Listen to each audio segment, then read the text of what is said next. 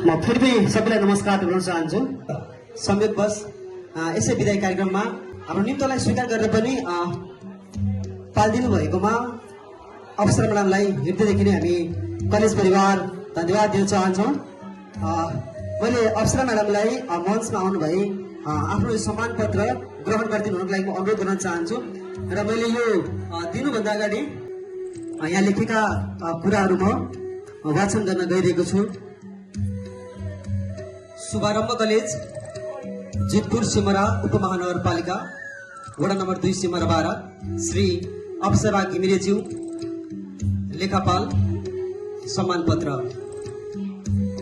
लेखापाल जस्तो जिम्मेवार पदमा रही यस कलेजमा करिब 2 वर्षसम्म तपाईले लेखा तथा प्रशासनिक कार्यमा पुर्याउनु भएको सक्रिय सहभागिता, इमानदार सेवा र कुशल कार्य सम्पादन प्रति हामी हार्दिक आभार तथा उच्च कदर व्यक्त गर्दछौँ। तपाईको कार्यकालमा कलेजको प्रशासनिक तथा आर्थिक कारोबारलाई व्यवस्थित, पारदर्शी र प्रभावकारी बनाउन तपाईले पुर्याउनु भएको योगदान स्मरणीय छ। हाल व्यक्तिगत कारणवश यस कलेजबाट बिदा लिँदै हुनु भएको यस भावुक क्षणमा फेरि भेट्ने अभिलाषा सहित सम्झनाको प्रतिबिम्ब स्वरूप यो सम्मान पत्र प्रदान गर्दछौँ।